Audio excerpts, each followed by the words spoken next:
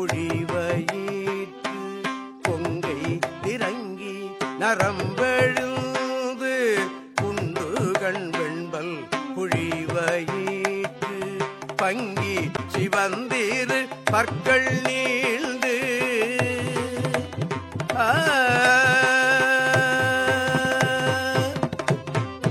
பங்கி சிவந்திரு பற்கள் நீழ்ந்து பரடுயர் நீள் கணைக்காலோர் பெண்பே பங்கி சிவந்திரு பற்கள் நீழ்ந்து பரடுயர் நீள் கணைக்காலோர் பெண்பே தங்கி அலறி உலறு காட்டில் தாழ்சடை 8 திசையும் வீசி தங்கி அலறி உலறு காட்டில் தாழ்சடை 8 திசையும் வீசி அங்கம் குளிர்ந்தனல் ஆடும் எங்கள் அங்கம் குளிர்ந்தனல் ஆடும் எங்கள் அப்பனிடம் திரு ஆலங்காடே அங்கம் குளிர்ந்தனல் ஆடும் எங்கள் அப்பனிடம் திரு ஆலங்காடே ஆலங்காடே ஆலங்காடே.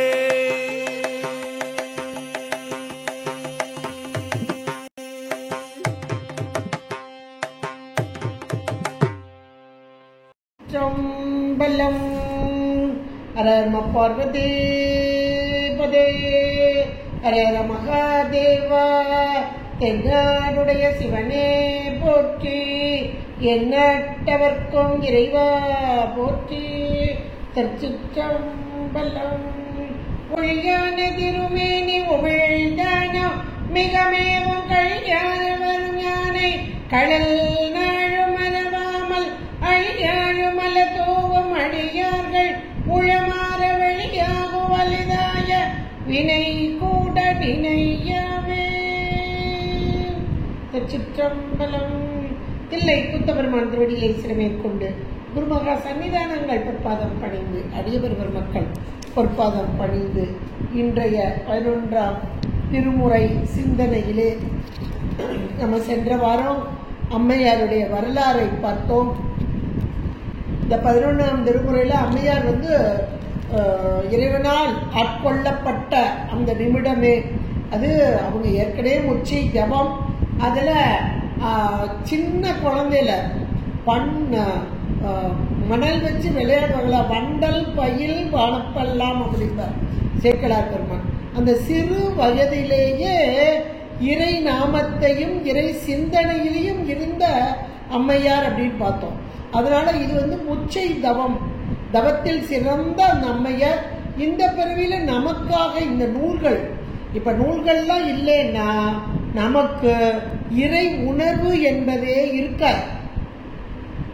சகலவர்க்க ஆன்மாக்களாகிய நமக்கு இந்த இறை உணர்வையும் இறை சிந்தனையையும் நம்மை பற்றியதான உணர்வு, நாம யாருன்றதே நமக்கு தெரியாம போய், அப்ப இப்படிப்பட்ட அருளாளர்கள் நமக்கு கொடுக்க போய், இந்த நூல் கொடுக்க போய், நூல் இல்லாமலும் நாம எதையுமே உணர மாட்டோம். அதை தர்றதுக்காக வந்த அருளாளர்கள் இறைவன் அதிட்டித்து நின்று அத்தனையுமே இறை வாக்குதான். இப்ப 11ஆம் திருமுறையில 12 அருளாளர்கள் நமக்கு கொடுத்திருக்கிறாங்க. அதுல முதல் பாசுரமே நம்ம திருமுக பாசுரம் இறைவனே தந்தது, இறங்கி வந்தது தந்தது பார்த்தோம். இப்ப அடுத்ததாக இருக்கிறது அம்மையார். அம்மையார் எல்லாம் ஆட்கொண்ட அந்த தன்மை ஆச்சரியமான ஒன்று. வனப்பான இந்த உடம்பு, அந்த சதை பொதி என்னை விட்டு நீங்க வேண்டும் என்று நினைத்த மாத்திரத்திலே அப்படியே உதிர்ந்தது. அப்ப எவ்வளவு ஒரு மேலான சித்த புருஷராக இந்த அம்மையார் இருந்திருக்கிறார்கள் அப்படின்றத நம்ம மனக்கண்ணிலேயே அப்படி கொண்டு வந்து பார்த்துடலாம். எப்படிப்பட்ட ஒரு சித்த புருஷரா, நினைத்த மாத்திரத்திலே, கேட்ட மாத்திரத்திலே இறைவன் அப்படியே கொடுத்தார். எதை கேட்டார்களோ அப்படியே கொடுத்தார். அப்போ கூட அந்த சதை பொதி அதாவது வனப்பு மிகுந்த பகுதியெல்லாம் நீங்கி பெய் வடிவம் தாங்கும், அதுவும் நற்கண பெய்கொழில் ஒன்றாகும் பேரு பெற்றேன் அம்மையாரே சொல்றாங்க. அந்த பேய் வடிவம் தாங்கி அந்த நிலையிலே வானவர்கள் எல்லாம் மலர்மா ஆறி பொழிந்தார்களாம், துந்துபிகள் எல்லாம் முழங்கினவா. அப்ப எவ்வளவு பெரிய பேரு பெற்றார்கள் இந்த அம்மையார். அந்த பொழுதே ஆன அப்பொழுதே மன்றுள் ஆடும் இறைவன் எம்பெருமானை துதித்து அற்புத திருவந்தாதி பாடினார் அப்படின்னு செக்கலாக்கமான் சொல்றார். உடனே அப்படியே கைலாய மலைக்கு போனார் அப்படின்றதும் அங்க வரல. அந்த கைலாய மலைக்கு சென்று இறைவனை, அதுவும் கைலாய மலையில கால்களால் மிதிக்க அஞ்சி தலையால் நடந்தார் அப்படின்னு, இது யோக நிலையில் சொல்லப்படக்கூடிய ஒன்று. தலைக்கு மேலாக துவாதசாந்தம் என்ற பகுதியில் இந்த ஆன்மாவை நிறுத்தி இறைவனை துதித்து வணங்குதல் என்ற மிக உயர்ந்த அந்த நிலை அந்த அம்மையார். அந்த நிலையிலே இறைவனை நோக்கி வணங்க, இறைவனை இந்த அம்மையாரை கண்டு முதல்ல அம்மை உமை அம்மை நடுங்கினாளாம். யார் இந்த பெண்? தலையால் நடந்து வரும் இவள் யார் என்று வினவ இறைவன் சொல்கிறார், வரும் இவள் நம்மை பேணும் அம்மைதான். இந்த உருவம் வேண்டி பெற்றனன், இந்த பேய் உருவம் வேண்டி பெற்றனன் என்று அம்மையிடம் சொல்லிவிட்டு அம்மையே வருக என்று இறைவனுடைய வாக்கு, அம்மையே வருக, என்னுடைய வாயால் அம்மா என்று அழைத்த பேர் இந்த அம்மைக்கு உண்டு என்றால் கேட்கிறார். இறைவன் தான் கேட்கிறார், என்னம்மா வேணும் என்று கேட்ட மாத்திரத்தில் இரவாத இன்ப அன்பு வேண்டி பின் வேண்டுகின்றார். பிறவாமை வேண்டும், மீண்டும் பிறப்பு உண்டேல் உன்னை என்றும் மறவாமை வேண்டும், இன்னும் வேண்டும் நான் மகிழ்ந்து வாடி அரவா நீ ஆடும்போது உன் அடியின் கீழ் இருக்க என்ற மாத்திரத்திலே திரு ஆலங்காட்டுக்கு வா என்று இறைவன் ஆணையிட, திரு ஆலங்காடு என்ற தலத்தில் இப்போது சென்னைக்கு அருகிலே, காஞ்சிபுரத்துக்கு அருகிலே இருக்கக்கூடிய தொண்டை மண்டலத்தின் ஒரு பகுதியாக இது இருக்கிறது. ஆலங்காடு என்ற மாத்திரத்திலே இது ஆலமரத்தை தல விருட்சமாக கொண்டது. இன்னொன்று சுடுகாடு, அதுதான் ஆலங்காடு என்று அழைக்கப்படுகிறது. ஆனால் இப்ப கோவில் நல்ல பிரசித்தி பெற்ற கோயிலாக, அதிலேயும் சபை பஞ்ச சபைகளில் ஒன்றாக ரத்தின சபையாக இது அமைந்துள்ளது. இறைவன் எம்பெருமான் ஊர்த்துவ நடனம் புரியக்கூடியவராக இங்கிருந்து அருள்பாலிக்கக்கூடிய தன்மை இன்றைக்கும் இந்த ஆலங்காட்டிற்கு உண்டு. இந்த ஆலங்காட்டிலே இன்றைக்கும் மக்கள் சொல்கிறார்கள், நாங்க போயிருந்தோம், போய் அப்போ ரொம்ப நெருக்கமான ஒருத்தர் அங்க எங்களை நல்ல உள்ளவரைக்கும் கூட்டிட்டு போய் நிறைய விஷயங்கள் சொன்னார். அப்ப அந்த ஊர்ல இருக்கிறவங்களே சொல்றாங்க, ராத்திரி 12 மணிக்கு மேலாக சப்தம், சலங்கை ஒலி சப்தம் கேட்கிறது அப்படின்னே சொல்றாங்க. அப்ப யோசிச்சு பாருங்க, இன்றைக்கும் ஆடிக்கொண்டிருக்கும் இறைவன், அந்த ஆடிக்கொண்டிருக்கும் இறைவன் அடியின் கீழாக இருக்கும் அம்மை எவ்வளவு பெரிய பேறு பெற்றாள் பாருங்கள். அப்படிப்பட்ட அம்மை இங்கே பாடிய இந்த தலத்திலே திரு ஆலங்காட்டிலே பாடிய பதிகம்தான் மூத்த திருப்பதிகம் என்று அழைக்கப்படக்கூடியதா இருக்கு. 2 பதிகம் தந்திருக்காங்க. ஒரு பதிகத்துக்கு 11 பாடல், அப்ப 22 பாடல் இங்கே அமைந்துள்ளது. பதிக முறையை முதலாக கொண்டு வந்தவர் அம்மை. பதிகம் என்றால் 10 பாடல்களை கொண்டது. அதுல 11வது பாடலாக பலச்சுருதி என்று சொல்லக்கூடிய இந்த பதிகத்தை, இந்த 10 பாடலை பாடினால் இந்த பலன் கிடைக்கும் அப்படின்ற ஒரு பலச்சுருதி. இதை வச்சுதான் அந்த அம்மையார் பாடியதை வச்சுதான் நம்முடைய ஞானசம்பந்த பெருமான் இதே பாணியில் 10 பாடல்கள் இறுதியாக உள்ள கடைக்காப்பு பலச்சுருதி என்று அமைத்து தந்திருக்கிறார். இப்ப எவ்வளோ எந்த காலத்துல பாருங்களேன், யோசிச்சு பார்த்தா நம்மளால சிந்திக்க கூட முடியாது. எந்த காலத்துல இப்ப இவ்வளவு தூரம், இப்ப ஞானசம்பந்த பெருமானா இப்ப 6ஆம் நூற்றாண்டுடைய பிற்பகுதி, இதுல வாழ்ந்த போது கூட இவ்வளவு பாடினார் அப்படின்னு இருக்கலாம். இந்த காலத்துல இந்த அம்மையார், அது ஒரு பெண்பால் பிள்ளையாக, பெண் பிள்ளைகள் எப்படி வளர்க்கப்பட்டார்கள், எப்படி இருந்தார்கள் என்று இன்னைக்கு காலகட்டத்தில் வயசானவங்களுக்கு தெரியும். ஆனா இந்த அம்மா இருந்த காலத்துல எப்படி இருந்திருப்பாங்க பாருங்க. அந்த காலத்திலே இறைவனை நோக்கி இப்படி பன்னிசையில் பாடினார்கள் என்றால் எத்தனை எத்தனை ஆச்சரியம். எல்லாம் இறை செயல் நம் பொருட்டாக. அதுல மூத்த திருப்பதிகம். பதிகம் என்றால் 10 பாடல்களை கொண்டது. திருப்பதிகம் என்றால் இறைவனை குறித்து இறைவனுடைய பெருமைகளை எல்லாம் அங்கே சொல்லக்கூடிய பாடல்கள் திருப்பதிகம். மூத்த என்ற மாத்திரத்தில் எல்லாவற்றிற்கும் முன்பாக வந்த பாடல்கள் என்று ஒரு பொருள். மூத்த என்ற மாத்திரத்தில் பெருமை உடையது, மேலான பெருமை உடைய இறைவன் எம்பெருமானை குறித்ததான 10 பாடல்களை கொண்ட இந்த பதிகம் மூத்த திருப்பதிகம். இது திரு ஆலங்காட்டிலே பாடியதால் திரு ஆலங்காட்டு மூத்த திருப்பதிகம் என்று அழைக்கப்படுகிறது. நட்டபாடை பண்ணிலே இங்கே அமைத்து தந்திருக்கிறார் அம்மையார். என்றால் இந்த ஆலங்காடு அப்படின்னா சுடுகாடுன்னு பார்த்தோம். இந்த சுடுகாட்டுல அங்க வாமா, உனக்கு நடன காட்சி வர, நீ ஆடணும், நான் பாடணும். இதுதான் இந்த அம்மா கேட்டாங்க. அப்பவும் இந்த அம்மா சொல்றாங்க, எப்பா ராத்திரி நேரம், நள்ளிரவு நேரம், நீ ஆடுவ, நான் பாடுவேன், ரொம்ப ரசிச்சு கேட்பேன். ஆனா அம்மைய கூட்டிட்டு வந்துடாத, பாவம் சிறு பெண், அவள் பயந்து விடுவாள். ஏன்னா இங்க பேய்கள் எல்லாம் நடமாடிக்கொண்டு இருக்கிறது. ஒவ்வொன்றும் எப்படி சத்தம் போட்டுட்டு கிடக்கும், சும்மாவா கிடக்கும் பேய்னா? ஒன்னொன்னு ஆடும், பாடும், ஜிரிக்கும், அழுகும், எல்லாம் செய்யும். இந்த பேய்களை பார்த்து அம்மை பயந்து விடுவாள். அவளை அங்கேயும் விட்டுட்டு வா. என்ன ஒரு கருணை பாருங்க. இந்த கருணை யாருக்கு வரும்? அம்மைக்குத்தான் வரும், அம்மான்றவளுக்கு தான் வரும். அதனால்தான் இவர் அம்மை என்று அழைத்தாரோ அப்படின்னு யோசிக்க தோணுது. அப்படிப்பட்ட திரு ஆலங்காடு. இந்த ஆலங்காட்டிற்கு இந்த ஆலங்காட்டிலே ஆடும் அந்த இறைவனை, கூத்த பெருமானை கண்டு வணங்கி அந்த பெருமானின் பெருமைகளை எல்லாம் பட்டியல் போடுறாங்க இந்த அம்மா. அருமையான பாட்டு பாருங்க.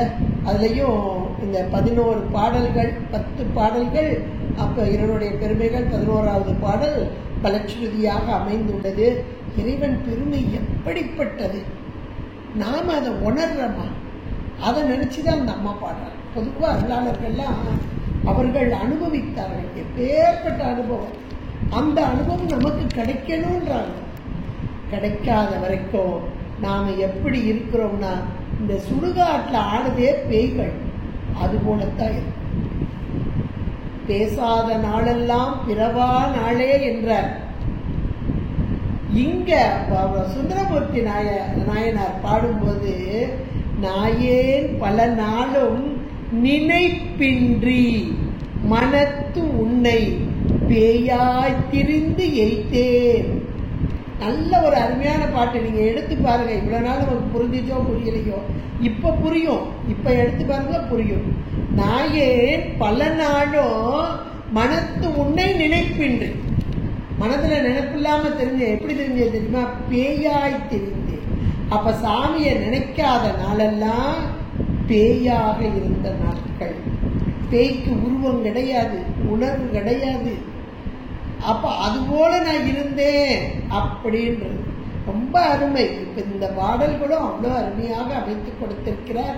அவைகள் என்றால் அந்த ஆலங்காடு சுடுகாடிலே இருக்கக்கூடிய அந்த பேய்கள், அந்த பேய்கள் தன்மையை சொல்றாங்க பாருங்க. அது எப்படி இருக்குன்னு சொல்றாங்க, அது என்ன செய்யுதுன்னு சொல்றாங்க அம்மா.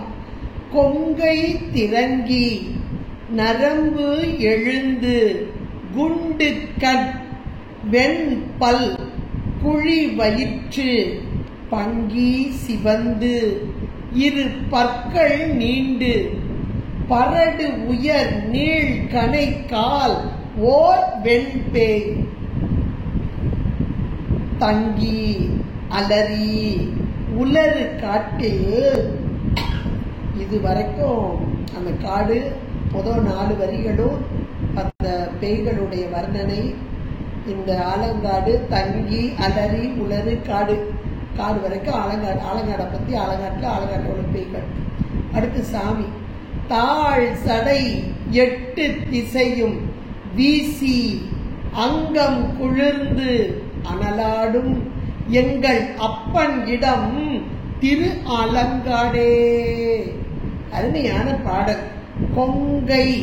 கொங்கை என்றால் நம்ம எல்லாருக்கும் தெரியும், பெண்களுடைய அழகான அந்த மார்பு. இந்த பெண்களுக்கு எப்படி இருக்குதான், கொங்கை திரங்கி, அது அப்படியே திரங்கி அப்படின்னா வற்றி, மார்பகமே இல்ல, மார்போட சதைப்பகுதி எதுவும் இல்லாததுதான் பெய்பாங்க. பேய் என்பது சதைப்பகுதி என்பது நமக்கு அழகும் வனப்பும் நல்ல உணர்வுகளும் போகமும் அனுபவமும் கொடுக்கக்கூடியது. இது தத்துவங்கள்ல நம்ம எடுத்து பார்த்துட்டா ஆன்ம தத்துவங்கள்ல பஞ்சபூதங்களால் ஆனது. இந்த பஞ்சபூதங்கள் அப்படின்னும் போது நிலம், நீர், தீ, காற்று, ஆகாயம் இவைகளோடு கூடிய சதை பொதி. இதுதான் ஒவ்வொரு தடவையும் வெளியேறுது. வெளியேறிட்டு அந்த சூட்சும உடம்பு உள்ள இருக்கு. சூட்சும உடம்போடு கூடியதான ஒரு உருவம் தான் அங்கே பேய் வடிவம் கொண்டு அழைகிறது. அதுக்கு வடிவம், நிறம் அதெல்லாம் கிடையாது. ஆனாலும் இது போன்ற அந்த நல்ல ஒரு சித்த புருஷர்கள், யோகிகள் அதனுடைய உருவத்தை உணர்ந்து கொள்வார்கள். இது சூட்சும வடிவம். இப்ப நம் போன்றவர்களுக்கு அது தெரியாது. இப்ப அருளாளர்கள் தங்களுடைய ஆன்மாவை, ஆன்மான்னு சொல்லும் போதே புரியட்ட காயத்தோடு கூடி வெளியே வரும். அத இன்னொரு உடம்புல புகுத்துறது, வெளியே கொண்டு போறது, இதெல்லாம் நம்ம கேள்விப்பட்டிருக்கோம், நூல்கள் மூலமா கேள்விப்பட்டிருக்கோம். இல்லை, இப்ப திருமூல தேவநாயனார் அவருடைய வரலாறு பார்க்கும்போது ஆன்மாவை அந்த மூலன் என்ற இடையனுடைய உடம்பில் செலுத்தினார் அப்படின்னு பார்ப்பாரு.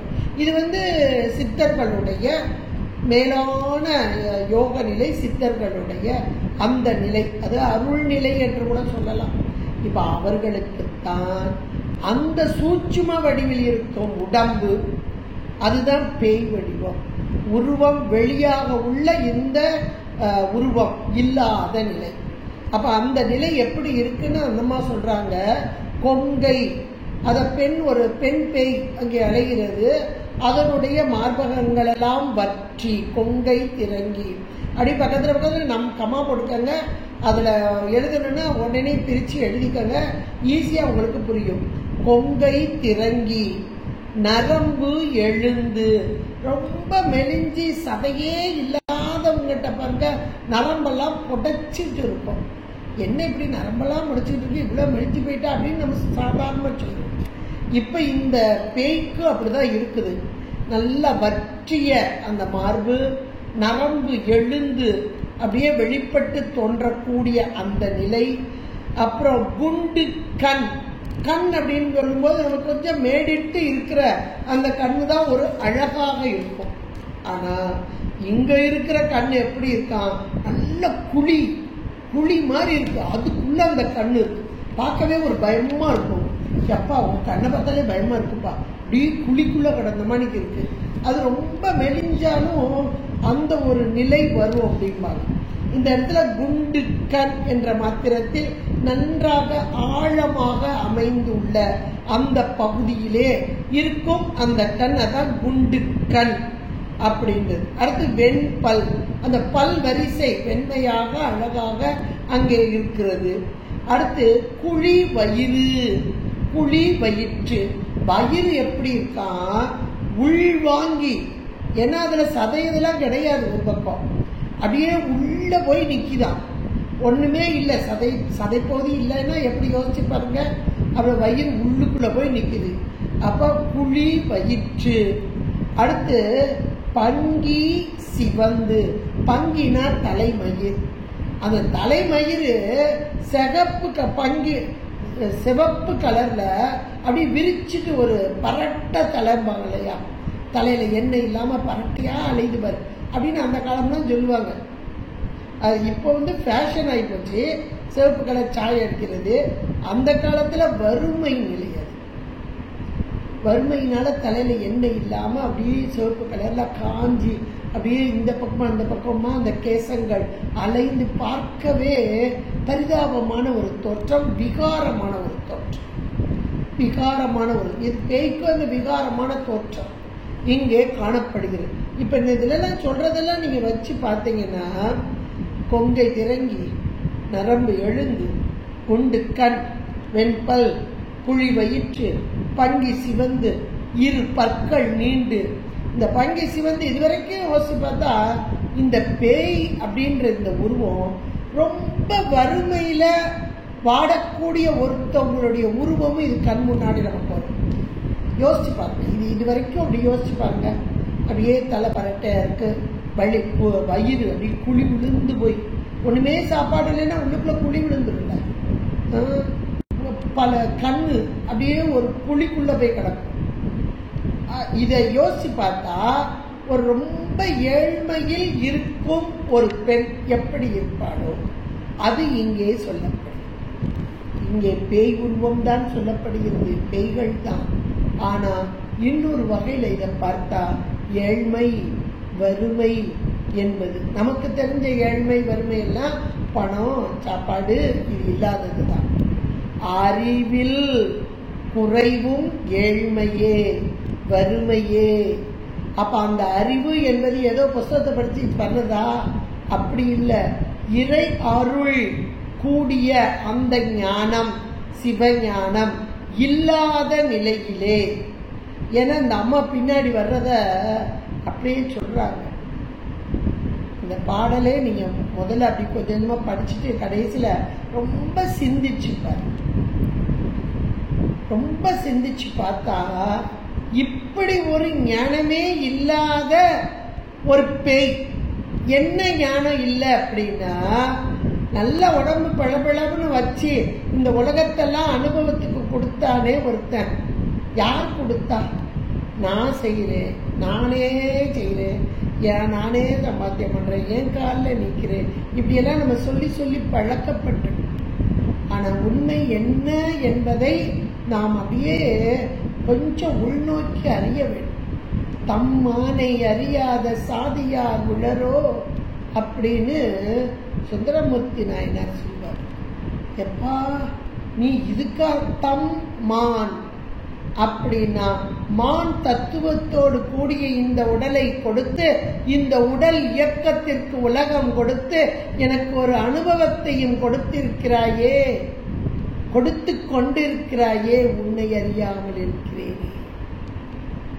எனக்குள்ள இருந்து செலுத்துற, ஆனா எனக்கு தெரியுதா?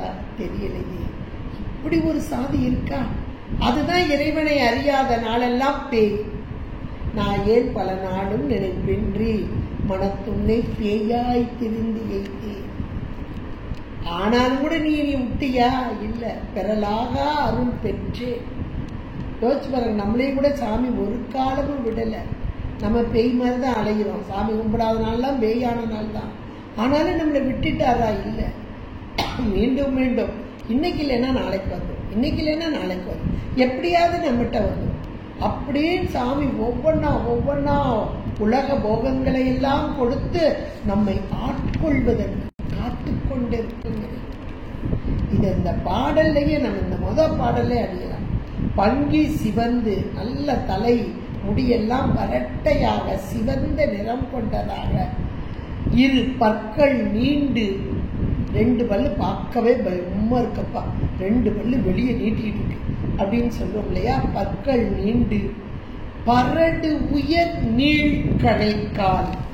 இது வரைக்கும் பரடு அப்படின்னா புறங்கால். இந்த புறங்கால் அப்படியே மேல வரைக்கும் நீண்டுகிட்டு இருக்குதான். ஏன்னா பொதுவா பெய்களுக்கு கால் இல்லைம்பாங்க, கால் கீழே பாவாதும்பாங்க. இந்த இடத்துல பரடு அப்படின்னு சொன்ன மாத்திரத்திலே மேல உள்ள அந்த கணைக்காலுக்குள்ள அந்த பகுதி அது பரடு நீண்டு நீள் கணை. பரடு உயர்ந்து அந்த மேல வரைக்கும் உயர்ந்து, புறங்கால் அது வரைக்கும் மேல வரைக்கும் உயர்ந்து, பரடு உயர் நீள் கணைக்கால் ஓர் வெண்பேய். நல்ல ஒரு வார்த்தை வெண்பேய், அண்டர்லைன் பண்ணிக்கோங்க. வெண்பேய். ஏன்னா பேய்க்கு உருவம்லாம் கிடையாது, அப்படி வெண்மையான ஒரு உருவம் தெரியும். ஆனா இந்த அம்மையாருடைய கண்களுக்கு தெரிஞ்சதுன்னா அப்ப அது என்ன பேயின்றத நம்ம இப்பவுமே சொல்லிட்டேன் உங்களுக்கு. நீங்களே சிந்திச்சு முடிவெடுத்துக்கோங்க. இப்ப வெண்பேய்ன்னு வேற சொல்லிட்டாங்க இந்த அம்மா. வெண்மையான நிறம் கொண்டது அப்படின்னு. வெண்மை சிலர்லாம் சொல்லுவாங்க பேய் மாதிரி புகையா வந்துச்சு, ஆனா பேய் தான் அது. அது உருவம்லாம் இருந்துச்சுலாம் சொல்லுவாங்க. எப்படி இருக்கட்டும், பார்க்குறவங்களுக்கு தெரியட்டும், பார்க்காதவங்களுக்கு விட்டுட்டு போயிடுவோம், அவ்வளோதான். ஆனால் அந்த அம்மா சொன்ன கருத்து என்ன என்பதை மட்டும் நம்ம உள்வாங்கிக்கிறோம். வெண்தங்கி இந்த இடத்துல இருக்கு, இந்த இடத்துலயே தங்கி இருக்கு. எங்க? ஆலமரத்தை தலவிருட்சமாக கொண்டு இறைவன் எம்பெருமான் சுயம்பு மூர்த்தமாக இருக்கக்கூடிய இந்த தலம், இந்த தலத்திலே இங்கே பக்கத்திலேயே சுடுகாடு இருக்கு. பேய்கள் எல்லாம் அங்க சுடுகாட்டுல இருக்கு. இறைவன் இங்கே உள்ளே நின்று ஆடிக்கொண்டிருக்கிறான், உள்ளும் புறம்புமாக ஆடுகிறான். ஆனால் இறைவனை அறியாத பேய்கள் எப்படி இருக்குதான், தங்கிய வெண் பேய் தங்கி என்ன செய்து அலறி அலறி உலரு, அப்படி அலறுதான். அலறுதுன்னா பேய் சத்தம் போடுறதுன்னா நமக்கு தெரியும், ரொம்ப பேய் மாதிரி கத்துறான்ப்பா அப்படின்னு நம்ம சொல்லுவோம். அப்ப பேய்னா கத்தும், அர்த்தமில்லாத சப்தம், அதுதானே கத்துறதுவோம். பேய் மாதிரி கத்துறன்னு நம்ம சாதாரண சொல் வழக்கு எடுத்துப்போம். அப்ப அதனுடைய பொருள் என்ன? ஏதாவது பொருளோட சொல்லு, பொருள் இல்லாததெல்லாம் கத்துறது தானே. அது பேய் மாதிரி கத்துறதுன்னா பயங்கரமான சத்தம். அப்ப பேய்கள் எப்படி சத்தம் போடும்? இப்படிதான் சத்தம். பொருள் இல்லாத சொற்களை மிகுந்த சத்தம், ரொம்ப சத்தமா பேசினாலும் யாருக்கு ஒண்ணும் புரியாது. சத்தமே எழலினாலும் புரியாது, ரொம்ப கத்துனாலும் ஒண்ணு. அது இங்க பொருள் இல்லாத ஒன்று. என்ன செய்யுது? அலறி உலரு. இந்த உலரு அப்படின்னு ஒரு வார்த்தை, அதை அண்டர்லைன் பண்ணிக்கோங்க. உலறுதல் அப்படின்னா பசியால இது கத்துறதுக்கு காரணம் என்ன? ஏதோ ஒரு காரணம் இல்லாம கத்துமா அந்த பேய் அப்படின்னா பசி, அதுக்கு சாப்பாடு கிடைக்கல, அதுக்காக இந்த பேய்கள் எல்லாம் கத்துதான். சாப்பாடு இல்லைன்னா வீட்லயும் என்ன ஏன் கத்துற பேய், ஏன் மனுஷன் சாப்பாடு இல்லாம பசியில கிடக்குறா அப்புறம் கத்த மாட்டேனா அப்படின்னு சொல்லுவாங்க பாருங்க. இப்ப இந்த அம்மா அதை அழகா கொண்டு வர்றாங்க. தங்கி வெண்பேய் தங்கி அலறி உலரு. எந்த இடத்துல? இந்த காட்டில். இந்த காடு இங்கதான் இருந்து அலறுது உலருது, பசியால வாடுது இந்த காட்டுல. இதே காட்டுல ஒருத்தர் இருக்கார். இப்ப அடுத்த 3 வரியை சொல்லுது பாருங்க அம்மா. இவ்வளவும் பேய்கள் அதனுடைய கெட்டப், அழகு, அந்த தன்மையெல்லாம் எடுத்து சொல்லி அது பசியால வாடுதல், அந்த பசினால அது சப்தம் விடுதல், இதையெல்லாம் அந்த அம்மா சொல்லிட்டு உலரு காட்டு இருக்கிற இடமும் காடு ஆலங்காடு. இதையும் சொல்லி இதே காட்டில் யார் இருக்கா பாருங்க? தாழ் சடை. இறைவனுடைய ஜடை என்பது ஞானமே வடிவானது. இங்கே தாழ் சடை என்ற மாத்திரத்தில் இறங்கி வந்து அருள் புரிய வந்த தன்மை. இறைவனுக்கு ஒடுங்கிய சடை, விரிந்த சடை, தாழ் சடை இதெல்லாம் சொல்லப்படும். இதனுடைய பொருள் என்ன அப்படின்னா, ஞானமே வடிவான பரம்பொருள் உயிர்களின் பொருட்டு இறங்கி வருதல், உயிர்களோடு ஒன்றித்து இருத்தல், உயிர்களுக்காக விரிந்து பறந்து எல்லா இடங்களிலும் நின்று உதவுதல். இதைத்தான் சடை என அஞ்ஞான வடிவான இந்த உயிர்களுடைய அறிவு அஞ்ஞானமயமாக இருக்கிறது. அஞ்ஞானத்தோடு அறியாமையும் இதை நீக்கிறது தான் இறைவனுடைய பெரும் கருணை. அந்த கருணையினால் தாழ் சடை. இந்த தாழ் சடை என்ற மாத்திரத்திலே இறைவன் ஞானமே வடிவான பரம்பொருள் இறங்கி வந்த தன்மை. அடுத்து 8 திசையும். 8 திசை என்ற மாத்திரத்தில் என்னுடைய தோல், 8 தோல் முக்கண் அப்படின்னு அடிக்கடி வரும். இந்த எண் தோல் அப்படின்னா 8 திசைனா எல்லா பக்கமும், ஒரு இடம் பாக்கி இல்லாம. அப்ப எல்லா இடங்களிலும் பெரு வியாபகமாக இருக்கும் பரம்பொருள் இறங்கி வந்த தன்மை. இது பெரும் கருணை, உயிர்களுக்காக இறங்கி வந்து அருள்பாலிக்கும் தன்மை. ஞானமே வடிவான பரம்பொருள் அஞ்ஞானத்தை நீக்குவதற்காக வந்த தன்மை தாழ் சடை. 8 திசையும் வீசி. அந்த 8 திசையும் வீசி என்ற மாத்திரத்தில் பெரு வியாபகமாக எல்லா இடங்களிலும் பார்க்கும் இடமெல்லாம் நீக்கமர நிறைந்திருக்கும் பரம்பொருளாக நின்ற தன்மை, பேராற்றல், இறைவனுடைய குணங்கள் தான். என் குணங்களும் இங்க பட்டியல் போடப்படுகிறது. தாழ் சடை 8 திசையும் வீசி, அடுத்து சொல்றார் பாருங்க, அங்கம் குளிர்ந்து. அங்கம் குளிர்ந்து நிறைய இடங்கள்ல இது வரும். இது நம்ம திருவண்ணாமலைக்கு பார்க்கும்போது கூட பார்த்தோம். அங்கே வெப்பமான, அதாவது அண்ணாதன நெருங்க முடியாத அக்கினி பிழம்பாக நெருப்பாக இருக்கும் மலை, ஆனால் இறைவனோ குளிர்ந்து இருப்பார் அப்படின்னு பார்த்துக்கோ. இங்க அருமையா அந்த அம்மா சொல்றாங்க, அங்கம் குளிர்ந்து ஆனால் அனல் ஆடும் எங்கள் அப்பன் இடம் திரு அலங்காடு. இந்த 3 வரியில எவ்வளவு பெரிய உண்மைய அழகா உள்ள பொதிச்சு வச்சுட்டாங்க பாருங்க. 3 வரிதான். தாழ் சடை 8 திசையும் வீசி, அங்கம் குளிர்ந்து, அனல் ஆடும் எங்கள் அப்பன் இடம் திரு ஆலங்காடே. எங்க இருந்து ஆடுறாரு அப்படின்னா, இந்த இடம், அந்த அம்மா இப்ப இருக்கிறது திரு ஆலங்காடு, அதுல நின்று ஆடுறாரு. நாம இன்னைக்கு படிக்கும் போது இறைவன் ஆடிக்கொண்டு இருக்கிறான். எங்கே? என்னிடம், என் உயிரிலே, என் உயிரின் அறிவிலே. அது எப்படி இருக்கிறது? ஆலங்காடாக இருக்கிறது, சுடுகாடாக இருக்கிறது, மயானமாக இருக்கிறது. இங்கே பேய்கள் எல்லாம் நின்று அலறிக்கொண்டு இருக்கிறது, உலறுதலாக இருக்கிறது, பசியோடு இருக்கிறது, அஞ்ஞான வடிவாக இருக்கிறது. தலையெல்லாம் பரட்டையா கிடக்குது. ஒரு பிள்ளை ஒரு பரட்டை தலையோட பசியோட அப்படி உள்ளுக்குள்ள வயிறு உள்வாங்கி இருந்தா எப்படி இருக்கும்? இந்த கெட்டப்ப கொட்டுவாங்க. இது எங்க? ஆன்மாவுக்கு கொட்டுவாங்க, நம்ம ஆன்மாவுக்கு கொட்டுவாங்க. இந்த நிலையில இருக்க ஆன்மா, இதே ஆன்மாவில அறிவுல இந்த சாமி இப்படி ஆடிக்கிட்டு இருக்காரு. இது அறியாம இருக்கவே எப்படி இருக்கும்? பேய்களாக, வெண் பேய்களாக. வெண் பேய் என்பது நம்மத்தான். நமக்கு புரியணும். உண்மைக்கு இந்த பாடெல்லாம் நமக்கு புரியணும். அப்ப இறைவன் என்னை நடத்துகிறான். அவன் எப்படிப்பட்டவன் தெரியுமா? ஏன்னா நீக்கு ஒரு கஷ்டம் வந்து நம்ம சோர்ந்து போயிடும். ஐயோ சாமி எனக்கு உதவ வர மாட்டேயா சாமி அப்படின்னு சாமி சாமி சாமி சாமி தேடிக்கிட்டே இருப்போம். சாமி உள்ள இருந்து நான் இருக்கேன் இருக்கேன் கவலைப்படாதன்னு சொல்றாரு. ஆனா நம்ம காதுல விடலை. அதுக்கு காரணம் இந்த அஞ்ஞானம். அருமையான ஒரு வார்த்தைகள். அதுலயும் கத்த கத்த கத்தன் வெந்துகிட்டு இருக்கக்கூடிய அந்த சுடுகாடு, அந்த சுடுகாட்டுல எல்லாம் மயானத்துல எரிஞ்சிக்கிட்டு இருக்கும் இல்லையா? அந்த எரியிற இடத்துல அந்த வெப்பம் தாங்க மாட்டாம அந்த பேய்கள் எல்லாம் அலறுது, அலறுது, உலருது அப்படின்னு சொல்லலாம். அந்த வார்த்தை தான் சொல்றாங்க. அந்த இடத்துல தங்கி அலறி உலறி அந்த காடு. அப்ப தகுட்டு இது வெளியே நீங்க பார்த்து உள்ள கொண்டுவாங்க. ஏன்னா வெளியே மட்டும் சொல்றதுக்கு அவங்க வரல. நமக்கு நாமே இது பரிசோதிக்கணும். நம்மை நாம் செப்பனிடணும். நம்ம செப்பனிடுறதுக்கு வந்த மேலான அம்மாக்கள் தான் இவர்கள். அதைத்தான் இங்கே சொல்கிறார் அம்மையார்.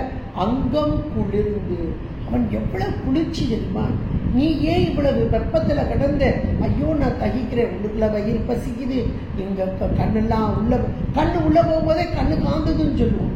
அப்ப இவ்வளவு தகிப்பு நமக்கு இருக்குது. பசி, அஞ்ஞானம், அறியாமை, வறுமை, இவ்வளவு இதெல்லாம் நீக்கிறதுக்கு உள்ளேயே ஆடிக்கிட்டு இருக்கானே, குளிர்ச்சியாக ஆடிக்கிட்டு இருக்கிறானே. அவனுக்கு அங்கம் உண்டோ? உண்டு.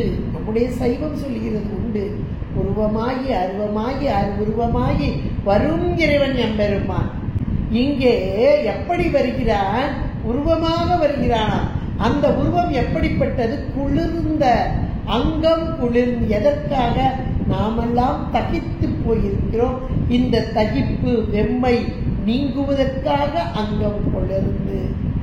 ஆனால் அவன் ஆடும் இடம் எது? அனல் ஆடும் இடம். அனல் ஆடும். அனல் என்பது இங்கே சுடுகாடுன்றது எரியக்கூடிய இடமாக சொல்லலாம். ஆனா உயிர்களாகிய நமக்கு அறிவு, நெருப்பு என்றாலே வெப்பத்தையும் ஒளியையும் தரக்கூடியது. இங்கே நம்முடைய அறிவும் இங்கே உயிரும் அறிவாகத்தான் இருக்கிறது. ஆனால் அதிலே அறியாமை கூடியிருக்கிறது. அறிவு இருந்தும் அறிவில்லாத நிலையிலே அலறி உளறி ஒரு பேய் எப்படி அலறுமோ அது போல. ஏன்னா அறிவு இல்லாத நிலை, அதன பசின்னு சொன்னோம் நம்ம, அஞ்ஞான நிலை. ஆனால் ஞானமே வடிவான குளிர்ந்த நிலையிலே இறைவன் ஆடிக்கொண்டிருக்கிறார் என்று உணர்ந்தாலே நாம அறிவில் சிறந்தவர்களாக மாறலாம் என்று அம்மை நம்மை நோக்கி சொல்வது போல அங்கம் குளிர்ந்து அனல் ஆடும் எங்கள். அவளுடைய குளிர்ச்சி, யாருக்கு குளிர்ச்சி யாருக்கு வெப்பம், இதையும் நம்ம ஏன்னா இது முரண் தொடை. முதல்ல அங்கம் குளிர்ந்து அடுத்து அனல் ஆடும், ஆடிக்கொண்டுதான் இருக்கிறான். அனலையே தனக்கு இடமாக கொண்டு அனல் வடிவாக ஆடுகிறான். ஆனால் அவனுடைய அங்கமோ குளிர்ந்தது என்பதாக எடுத்துக்கொள்ள வேண்டும். அப்படி எடுத்துக்கொள்ளும் போது யார் இவனை நெருங்க பயப்படுகிறார்களோ, அடுத்தாப்புல அஞ்ஞான வடிவில் இருந்து இவனை நெருங்க முடியாமல் இருக்கிறார்களோ அவர்களுக்கு அனலாடி, யார் இவனை உணர்ந்து அறிந்து இறைவனோடு ஒன்றிருக்கிறார்களோ அவர்களுக்கு அங்கம் குளிர்ந்தவன். இப்படியாக ஒரு பொருள்தான், பொருள் ஒன்றுதான்.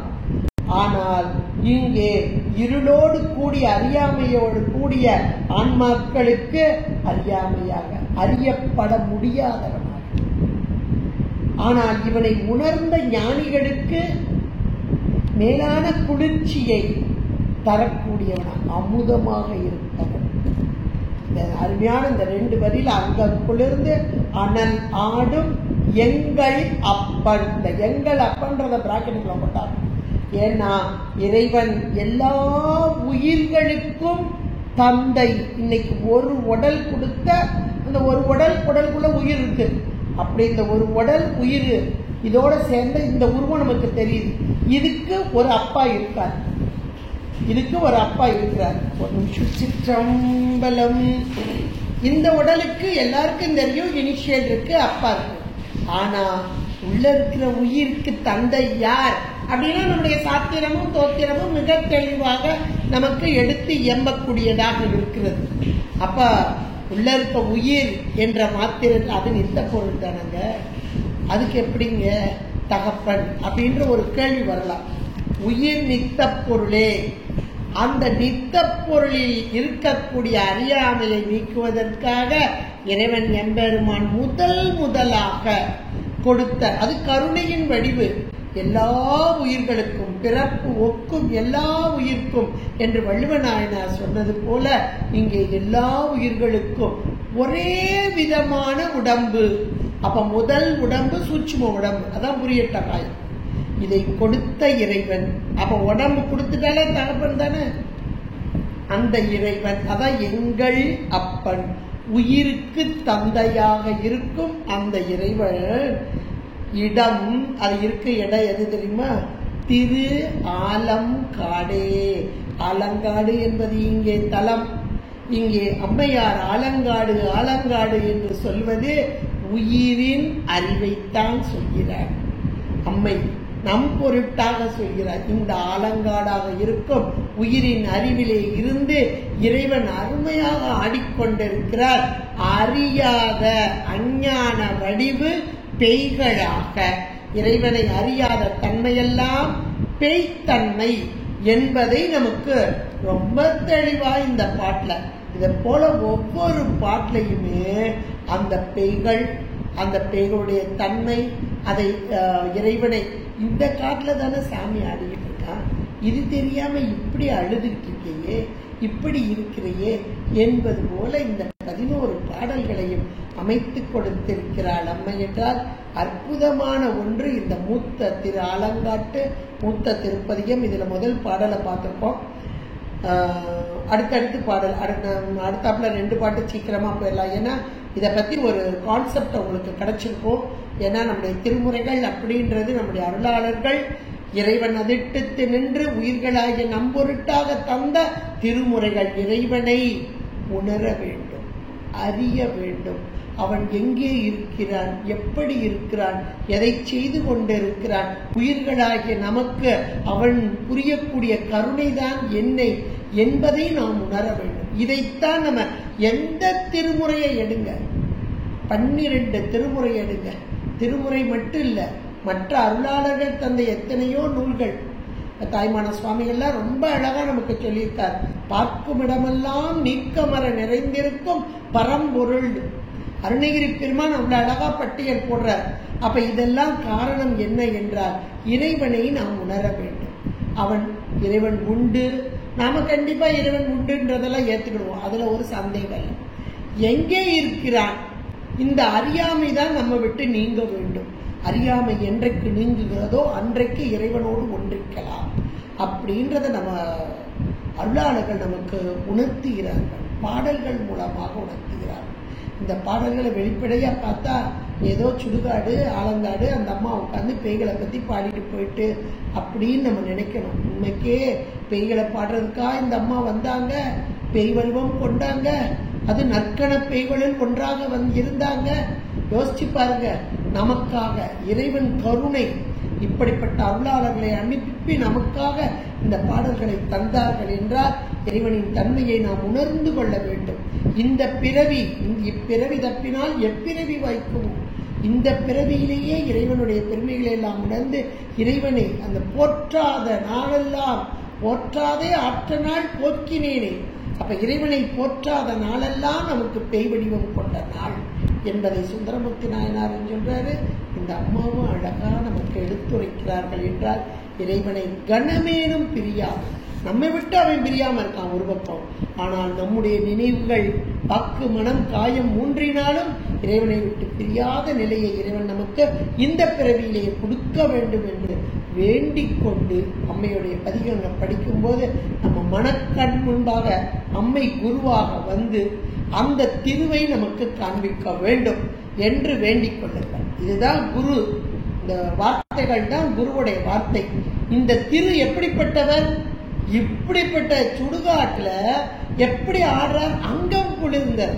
நீ எவ்வளவு வெம்பி போயிருக்க, எப்படியோ பிறவியில எத்தனையோ பிறவி, எல்லா பிறப்பும் பிறந்து இழைத்தேன் மாதிரி இத்தனை பிறவியில வந்து இழைச்சி போய் அப்பாடா வெயில் கொடுமை தாங்க முடியலப்பா, இவ்வளவு தூரம் நடந்து வந்தமா அப்படின்போது ஒரு பெரிய மரம், இந்த இருக்கு மரம், அந்த மரத்தின் நிலத்துல அந்த நேரத்துல ஒரு சில்லுன்னு காத்து வந்தா எவ்வளவு ஒரு சுகம் அனுபவிப்போம்.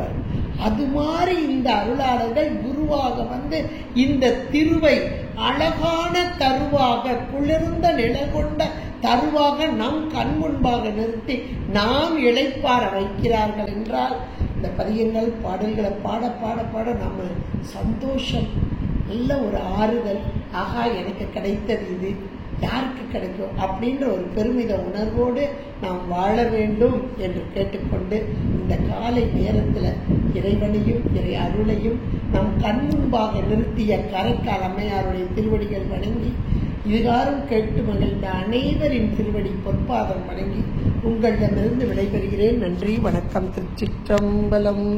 ஹர பார்வதி பதே, ஹர மகாதேவ.